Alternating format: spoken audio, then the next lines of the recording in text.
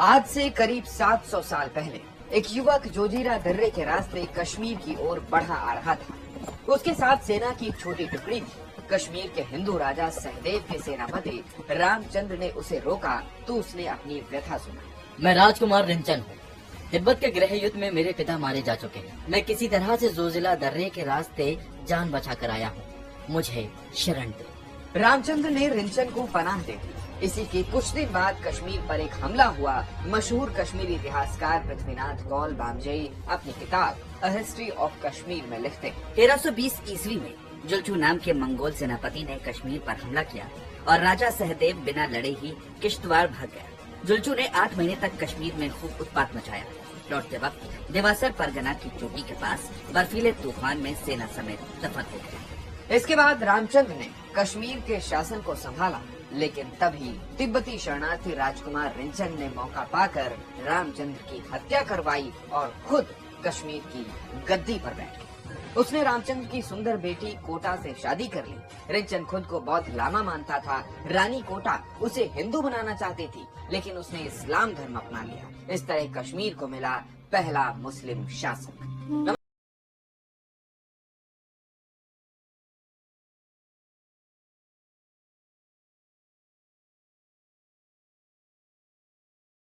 इस्लाम क्यों अपनाया, उससे पहले का कश्मीर कैसा था और कश्मीर को किसने पसंद किया।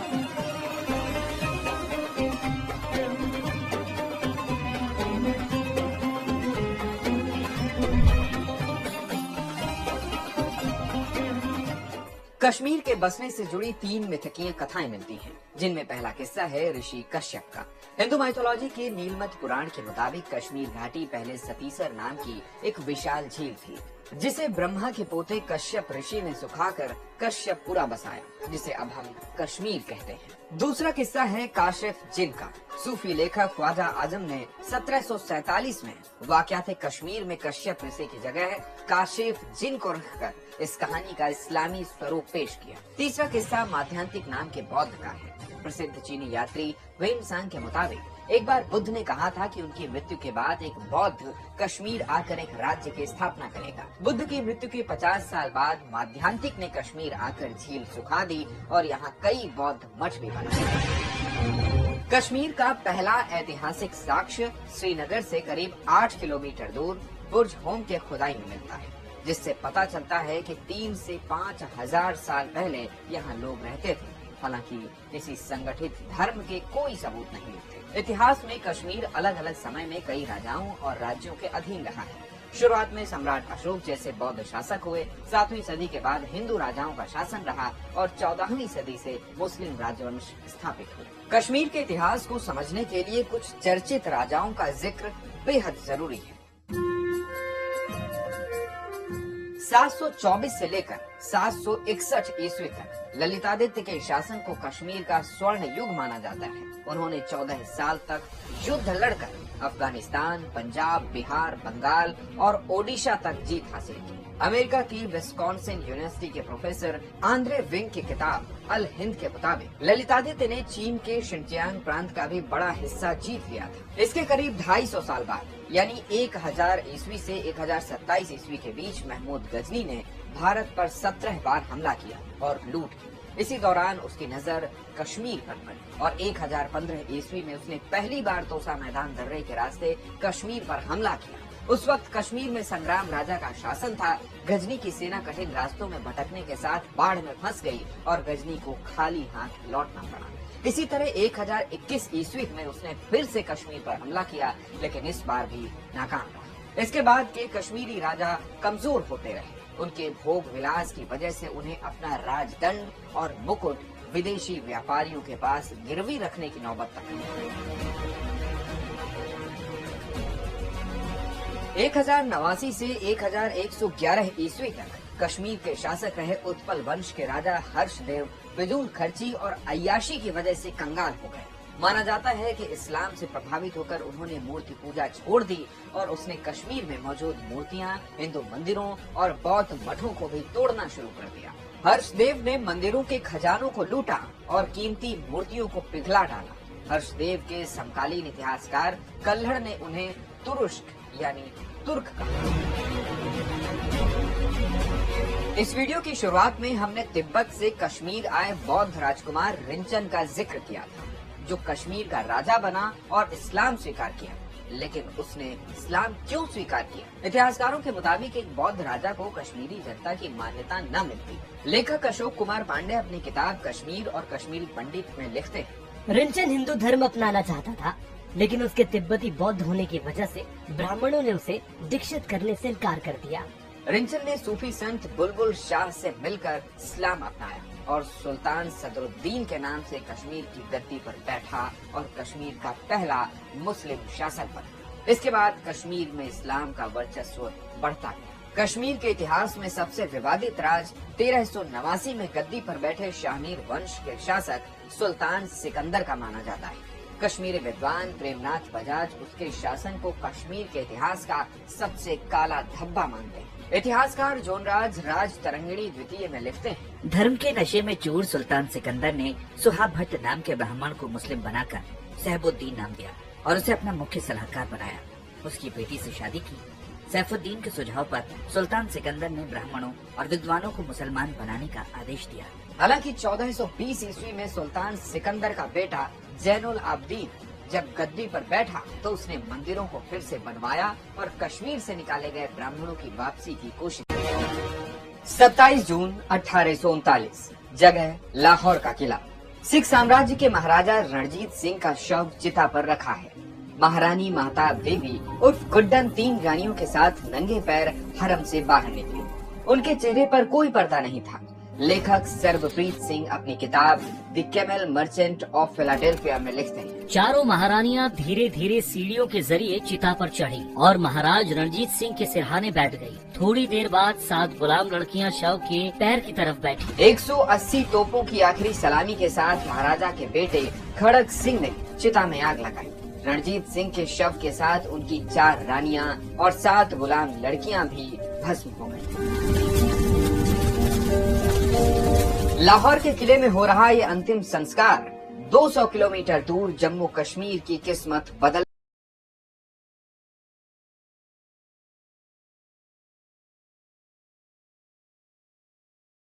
राजा अकबर के शासन से सिख साम्राज्य के राजा रणजीत सिंह और अंग्रेजों के आने तक की पूरी कहानी।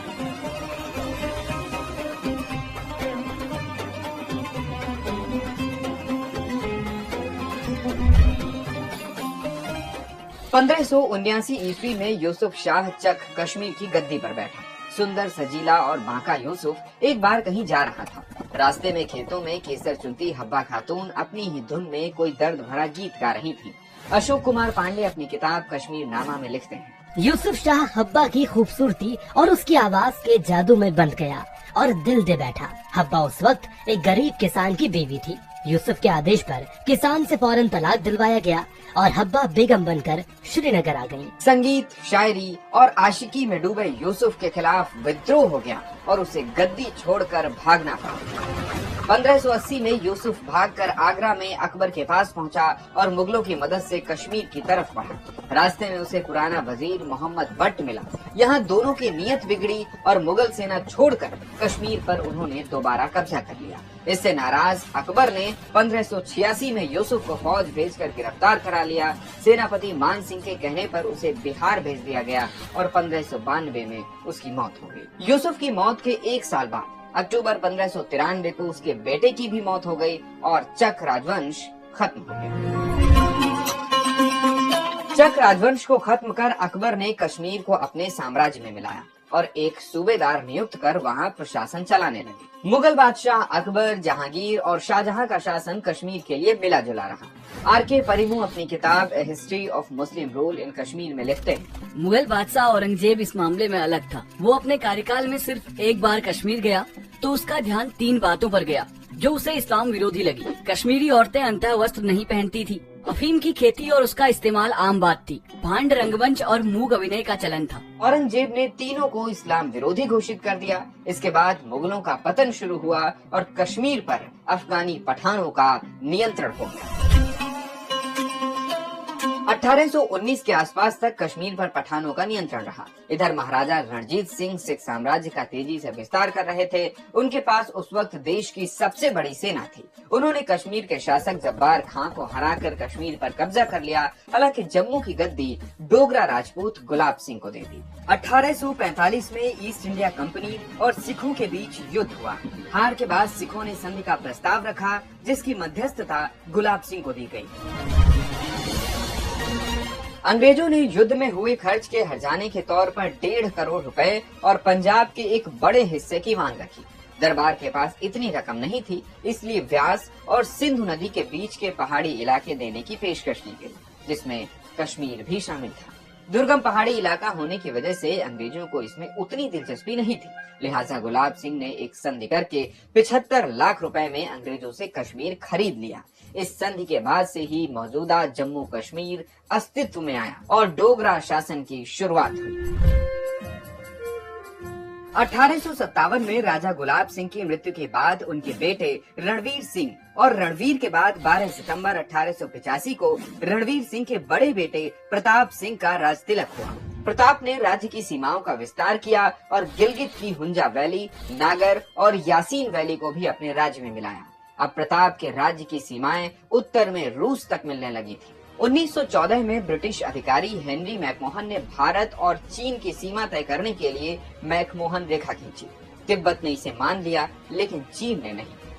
चीन ने कश्मीर रियासत की हुंजा समेत बड़े हिस्से पर दावा किया और अंग्रेज अधिकारियों ने बिना किसी विरोध के इसे मान लिया। प्रताप सिंह के बाद 1925 में उनके भतीजे हरि सिंह गद्दी पर बैठे।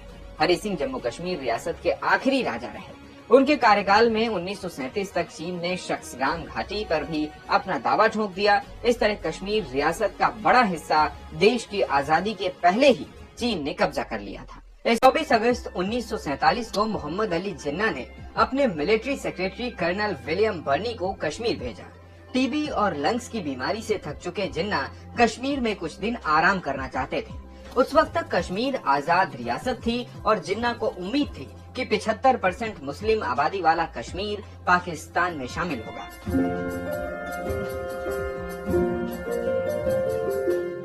लैरी कॉलिंस और डोमिनिक लेपियर अपनी किताब फ्रीडम एट मिडनाइट में लिखते हैं, कश्मीर से लौटकर कर्नल बर्नी ने बताया कि जम्मू कश्मीर के राजा हरि सिंह नहीं चाहते हैं कि जिन्ना कश्मीर की मिट्टी में कदम रखें। जिन्ना समझ गए कि कश्मीर को लेकर जैसा वो सोचते हैं, स्थिति उससे एकदम उलट हो सकती है। नमस्कार,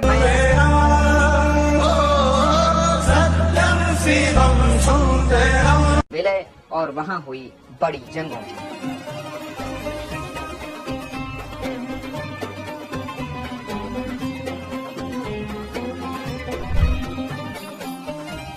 18 जुलाई 1947 को ब्रिटिश संसद में पारित हुए इंडियन इंडिपेंडेंस एक्ट 1947 के तहत देश को आजादी तो मिली, लेकिन उसे 2 डोमिनियन भारत और पाकिस्तान में बांट दिया गया। उस वक्त देश में मौजूद 565 रियासतों को दोनों में से किसी एक देश में शामिल होने या फिर आजाद रहने का ऑप्शन मिला। जूनागढ़, हैदराबाद और कश्मीर को छोड़कर ज्यादातर रियासतें 15 अगस्त 1947 से पहले भारत या पाकिस्तान में शामिल हो चुकी थी। हरि सिंह ने तय किया था कि जम्मू कश्मीर आजाद रहेगा। आजादी के बाद भारत की तरफ से भी कश्मीर पर भारत में शामिल होने का कोई दबाव नहीं बनाया गया। सरदार पटेल भी कश्मीर के मामले में नहीं उलझना चाहते थे। उनका मानना था कि भारत के पास पहले से ही काफी राज्य हैं, लेकिन दूसरी तरफ पाकिस्तान कश्मीर को अपने में मिलाने के लिए बेचैन था। 24 अगस्त 1947 को पाकिस्तान ने महाराजा हरि सिंह को एक चेतावनी भरा खत लिखा। कश्मीर के महाराजा को अपनी पसंद तय करते हुए पाकिस्तान को चुनना चाहिए। अगर कश्मीर पाकिस्तान में शामिल नहीं हुआ तो बड़ा संकट आ सकता है। सितंबर आते आते कश्मीर में पाकिस्तान की ओर से घुसपैठ की शिकायतें मिलने लगी। 22 अक्टूबर 1947 को पाकिस्तान के करीब 5000 कबायली ट्रकों में भरकर कश्मीर आ गए। उन्हें पाकिस्तानी सेना के जवान लीड कर रहे थे। लेखक जाहिद चौधरी अपनी किताब पाकिस्तान की सियासी तारीख में लिखते हैं, 3 दिनों तक हमलावरों ने गैर मुस्लिमों का नरसंहार किया और उनके घरों को लूटा और जला दिया। हजारों की संख्या में महिलाओं का रेप और अपहरण हुआ। शुरुआती इलाकों पर कब्जे के बाद पाकिस्तानी कबायली जब श्रीनगर की ओर बढ़ने लगे तो 24 अक्टूबर को महाराजा हरि सिंह ने भारत से सैन्य सहायता मांगी। प्रधानमंत्री नेहरू, गृह और रक्षा मंत्री सरदार वल्लभ भाई Patel, governor general Lord Mountbatten और तीनों सेनाओं के ब्रिटिश कमांडर की मौजूदगी में इंडियन डिफेंस कमेटी ने कश्मीर के जायजे के लिए वीपी मेनन को श्रीनगर भेजा। मेनन उसी दिन वापस लौटे और कहा कि कश्मीर को हमलावरों से बचाने के लिए तुरंत सेना भेजनी चाहिए। इस बीच 26 अक्टूबर को महाराजा हरि सिंह ने सुरक्षित ठिकाने की तलाश में श्रीनगर से जम्मू आकर कश्मीर के भारत के साथ विलय पत्र पर हस्ताक्षर कर दिए। कश्मीर के भारत में शामिल होने के अगले ही दिन यानी 27 अक्टूबर 1947 की सुबह भारतीय सेना श्रीनगर की हवाई पट्टी पर उतरी और शुरू हुआ पाकिस्तानी कबायलियों को पीछे खदेड़ने का सिलसिला। 1 साल 2 महीने और 5 दिन चली जंग के दौरान ही 1 जनवरी 1948 को भारत ने कश्मीर का मुद्दा संयुक्त राष्ट्र सुरक्षा परिषद में उठाया। 1 जनवरी 1949 को युद्ध विराम हुआ। भारत के हिस्से में जितना भाग था वो भारत के पास ही रहा और पाकिस्तान का हिस्सा पाकिस्तान के पास। दोनों देशों के बीच कश्मीर में सीमा रेखा तय हुई जिसे लाइन ऑफ कंट्रोल या LOC कहा गया। कश्मीर का मुद्दा संयुक्त राष्ट्र सुरक्षा परिषद में उठाने को लेकर नेहरू की आलोचना होती है। कहा जाता है कि जब कश्मीर में हमारी सेना जीत रही थी तो सीज फायर कर दिया गया। अगर सीज फायर 3 दिन लेट होता तो पाक अधिकृत कश्मीर भारत के पास होता। उस वक्त भारतीय सेना बहुत मजबूत स्थिति में नहीं थी। भारत के आर्मी चीफ जनरल बुचर ने नेहरू से कहा कि हमें डिफेंसिव रहना चाहिए।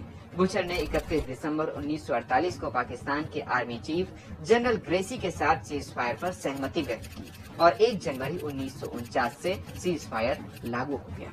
जम्मू कश्मीर और लद्दाख भारत में ही रहा, जबकि गिलगित बाल्टिस्तान पर पाकिस्तान ने कब्जा बरकरार रखा, जिसे भारत POK कहता है। कश्मीर के एक और हिस्से को बाद में पाकिस्तान ने चीन को सौंप दिया था। 20 जून 1949 को राजा हरि सिंह को सत्ता से औपचारिक रूप से हटाया गया, जिसके बाद वो बम्बई यानी अब के मुंबई चले गए। 26 अप्रैल 1961 को यहाँ उनकी मृत्यु हो गई। कश्मीर पर कब्जे के लिए पाकिस्तान लगातार कोशिशें करता रहा। 1965 में ऑपरेशन जिब्राल्टर लॉन्च किया, जिसके बाद 1965 की जंग शुरू हुई। 1999 में कारगिल के जरिए कश्मीर पर कब्जे की कोशिश हुई। पाकिस्तान को हर बार मात मिली। कश्मीर की कहानी सीरीज 25 जून 1990, जगह बंदीपोरा कश्मीर। 28 साल की शादीशुदा महिला गिरजा टिक्कू अपने पहचान के एक मुस्लिम परिवार में रुकी थी। अचानक उस घर में कुछ हथियारबंद लोग आए, गिरजा की आंखों में पट्टी बांधी और कार में बिठा ले गए। सभी ने उनका सामूहिक बलात्कार किया। बदहवास गिरजा उनमें से एक शख्स की आवाज पहचान गई। पहचान उजागर होने के डर से बलात्कारियों ने गिरजा को कार से निकाला और पास की आरा मशीन में ले गए। आरी से गिरजा के 2 टुकड़े कर दिए और शव वहीं फेंक दिया। पोस्टमार्टम में पता चला कि काटे जाते वक्त गिरजा की सांसें चल रही थी। 1990 के दशक का कश्मीर ऐसी ही खूनी किस्सों से सना हुआ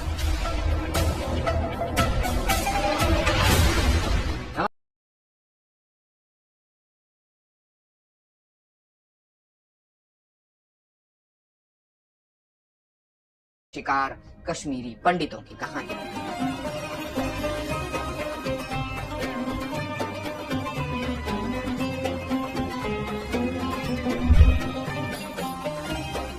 सितंबर 1982 में कश्मीर के सबसे बड़े नेता शेख अब्दुल्ला के निधन के बाद जम्मू कश्मीर में विधानसभा चुनाव हुए।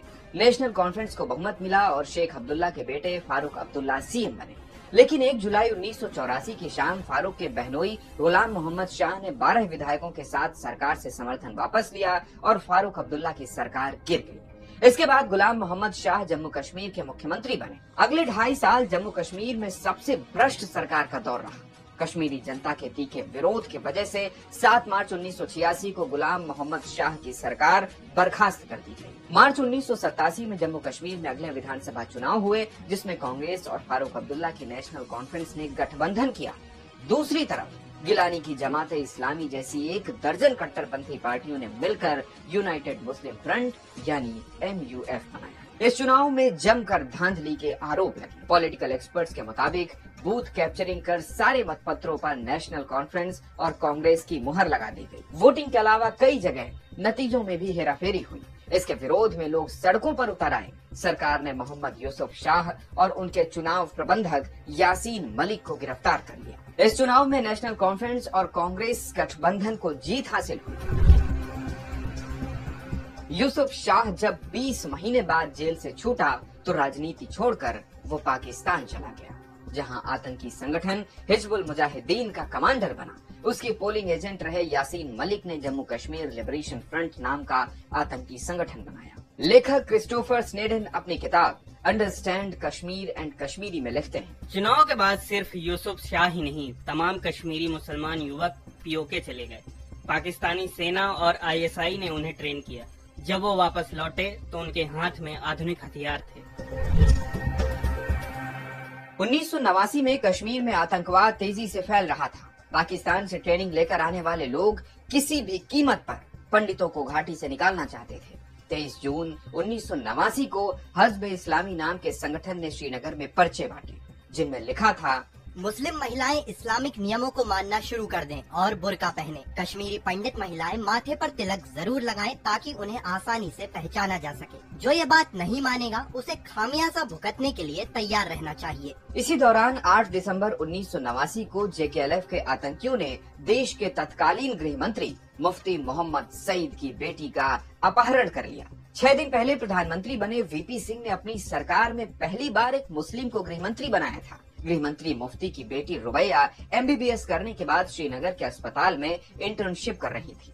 जेकेएलएफ ने रुबैया के बदले 20 आतंकियों को छोड़ने की मांग रखी। करीब 5 दिनों तक आतंकियों से बातचीत के बाद वीपी सिंह सरकार ने 13 दिसंबर 1989 को 5 आतंकियों को रिहा कर दिया और कुछ घंटों बाद आतंकियों ने रुबैया को छोड़ दिया। इस घटना से आतंकियों के हौसले और बुलंद हो गए। साल 1989 के अंत तक घाटी में पंडितों के खिलाफ नफरत काफी बढ़ चुकी थी। लाउडस्पीकर पर चेतावनी देकर उन्हें कश्मीर छोड़ने के लिए कहा जाता था। अशोक कुमार पांडे अपनी किताब कश्मीर और कश्मीरी पंडित में लिखते हैं, उस समय कश्मीरी पंडितों को हिजबुल मुजाहिदीन के लेटर पैड पर घर छोड़ने की धमकी दी गई। जेकेएलएफ और हिजबुल हिंसा की अगुवाई कर रहे थे। उनके साथ करीब 2 दर्जन छोटे इस्लामिक संगठन भी पंडितों की जान के दुश्मन बने हुए थे।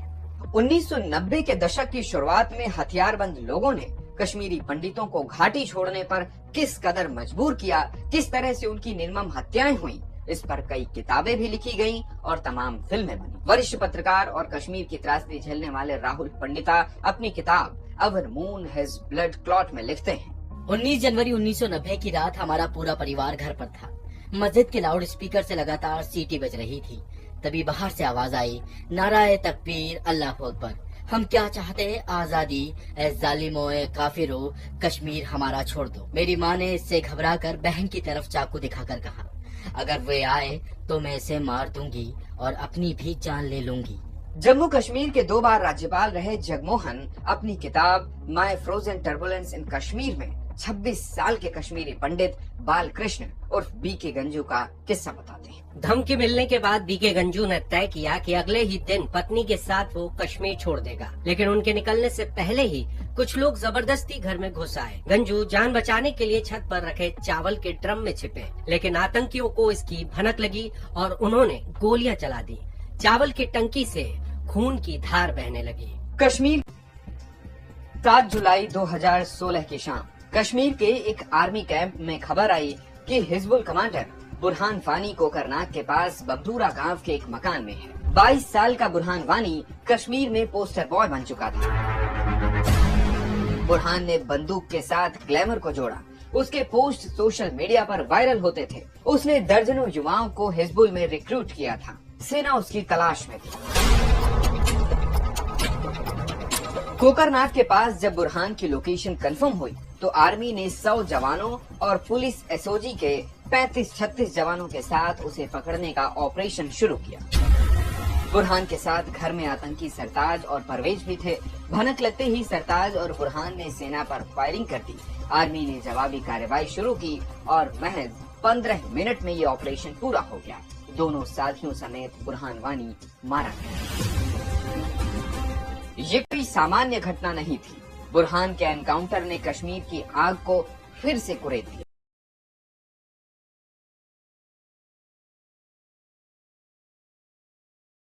प्रधानमंत्री वाजपेयी से लेकर मोदी तक कश्मीर में हुई बड़ी हलचल के किस्से और आगे का रास्ता।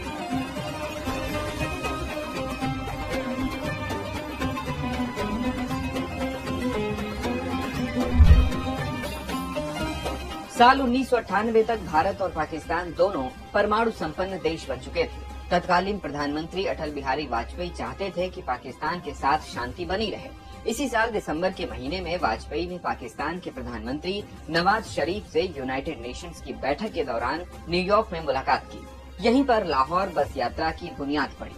वाजपेयी 19 फरवरी 1999 को बस से लाहौर गए। ये दिल्ली लाहौर की पहली यात्रा थी। यहाँ पीएम वाजपेयी और नवाज शरीफ ने कश्मीर और दोनों देशों में शांति के लिए लाहौर समझौते पर हस्ताक्षर किए। एक तरफ नवाज दोस्ती के लिए गले मिल रहे थे और दूसरी तरफ कश्मीर फतह करने की तैयारी भी कर रहे थे। वाजपेयी से मुलाकात के करीब 3 महीने बाद ही नवाज शरीफ ने आईएसआई और पाक सेना से कश्मीर पर कब्जा करने का प्लान बनाने को कहा। 17 मई 1999 को इस्लामाबाद से कुछ मील की दूरी पर आईएसआई के ओजरी कैंप ऑफिस में इस प्लान की प्रोग्रेस रिपोर्ट पेश की गई। रिपोर्ट के मुताबिक नवाज सरकार में विदेश मंत्री सरताज अजीज ने नवाज को याद दिलाया कि ये लाहौर समझौते का उल्लंघन होगा, लेकिन नवाज ने साफ कहा कि कश्मीर पाने के लिए हमें ये करना ही होगा। नवाज के प्लान ने काम किया और पाकिस्तान ने कारगिल के कुछ इलाकों पर कब्जा कर लिया। इसके बाद छिड़े कारगिल युद्ध में भारतीय सेना ने अपना हिस्सा वापस ले लिया। कारगिल युद्ध के बाद लंबे समय तक दोनों देशों में कोई बातचीत नहीं हुई। 12 अक्टूबर 1999 को पाकिस्तानी सेना ने तख्ता पलट किया और जनरल परवेज मुशर्रफ राष्ट्रपति बने। तख्ता पलट की वजह से पाकिस्तान दुनिया भर में अलग थलग पड़ा हुआ था। ऐसे में एक दिन भारत ने पाकिस्तान को शांति वार्ता का प्रस्ताव भेजा, जिसके बाद 14 से 16 जुलाई 2001 तक आगरा में शिखर सम्मेलन की शुरुआत। मुशर्रफ भारत में पाकिस्तान की छवि बदलने आए थे, लेकिन कश्मीर को लेकर उन्होंने जो कहा उससे बात बिगड़ गई। भारत में पाकिस्तान के राजदूत रहे अजय बिसारिया अपनी किताब anger management the trouble diplomatic relationship between India and Pakistan में लिखते हैं। शिखर सम्मेलन के दूसरे दिन मुशर्रफ ने देश के प्रमुख अखबारों और टीवी चैनलों के संपादकों से मुलाकात की और कहा कि कश्मीर में जिन लोगों ने हथियार उठाए हैं वो आतंकी नहीं, फ्रीडम फाइटर हैं। कश्मीर में लोग आजादी के लिए लड़ रहे हैं। ये सब लाइव चल रहा था। वाजपेयी एक दोस्त की तरह मुशर्रफ की आवभगत कर रहे थे, लेकिन जब उन्हें मुशर्रफ के इस बयान का पता चला तो उन्होंने साफ कह दिया कि भारत कश्मीर मसले पर कोई समझौता नहीं करेगा। इसके बाद मुशर्रफ आगरा शिखर सम्मेलन अधूरा छोड़कर ही पाकिस्तान चले गए। अटल बिहारी वाजपेयी के बाद 10 साल तक मनमोहन सिंह सरकार रही। इस दौरान शांति वार्ता के लिए वाजपेयी सरकार जैसे कोई कदम नहीं उठाए गए। कश्मीर में पाकिस्तान की तरफ से आतंकवाद फलता फूलता रहा। 2014 में नरेंद्र मोदी प्रधानमंत्री बने। मैं नरेंद्र मोदी ईश्वर की शपथ लेता हूँ कि उन्होंने पाकिस्तान से संबंध सुधारने की पहल की। उनके शपथ ग्रहण में भी पाकिस्तान के तत्कालीन प्रधानमंत्री नवाज शरीफ शामिल हुए थे। 25 दिसंबर 2015 को पीएम मोदी अफगानिस्तान यात्रा पर थे। तय कार्यक्रम के मुताबिक उन्हें वापसी के समय सीधे दिल्ली लैंड करना था, लेकिन दोपहर के ठीक 1:31 पर पीएम मोदी ने ट्वीट कर कहा, मैं लाहौर में पाकिस्तान के पीएम नवाज शरीफ से मिलने जा रहा हूँ। इस ट्वीट ने पूरी दुनिया का ध्यान खींचा। 11 साल बाद भारत का कोई पीएम पाकिस्तान जा रहा था, वो भी अचानक। शाम के 4:52 पर पीएम मोदी का प्लेन लाहौर में उतरा। मोदी पाकिस्तान सेना के एक हेलीकॉप्टर से नवाज के घर पहुंचे और करीब 2.5 घंटे तक पाकिस्तान में रहे। इससे पहले भारत का कोई प्रधानमंत्री पाकिस्तानी सेना के हेलीकॉप्टर में नहीं बैठा था। मोदी का ये कदम दोनों देशों के रिश्तों के लिए नई शुरुआत की तरह देखा गया। लेकिन जनवरी 2016 में पठानकोट एयरबेस पर आतंकवादी हमला हुआ, जिससे भारत और पाकिस्तान के बीच बातचीत फिर से रुक गई। 2015 में जम्मू कश्मीर विधानसभा चुनाव के बाद बीजेपी ने पीडीपी के साथ मिलकर सरकार बनाई। मुफ्ती मोहम्मद सईद मुख्यमंत्री बने। 7 जनवरी 2016 को उनके निधन के बाद महबूबा मुफ्ती सीएम बनी। कई मामलों में मुफ्ती के फैसले बीजेपी के खिलाफ जा रहे थे। ऐसे में जून 2018 में बीजेपी ने समर्थन वापस किया। महबूबा की सरकार गिर गई और कश्मीर में राष्ट्रपति शासन लग गया। देश में 2019 लोकसभा चुनाव का माहौल था। 14 फरवरी को पुलवामा में सीआरपीएफ के काफिले पर आतंकी हमला हुआ, जिसमें 40 जवान शहीद हो गए। हमले के ठीक 12 दिन बाद 26 फरवरी 2019 को भारतीय वायुसेना ने LOC पार कर जैश के ठिकानों पर बमबारी की, जिसमें करीब 300 आतंकी मारे गए। 2019 लोकसभा चुनाव जीतने के बाद मोदी सरकार ने ऐतिहासिक फैसला लिया। सरकार ने धीरे धीरे तैयारियां की और 5 अगस्त 2019 को जम्मू कश्मीर से धारा 370 को खत्म कर दिया। इसके साथ ही राज्य को 2 हिस्सों में बांट दिया गया, जम्मू कश्मीर और लद्दाख। अब 10 साल बाद जम्मू कश्मीर में फिर से विधानसभा चुनाव होने जा रहे हैं। हालांकि आतंकवाद का खतरा अब भी टला नहीं है। कश्मीर की कहानी में इतना ही। सीरीज के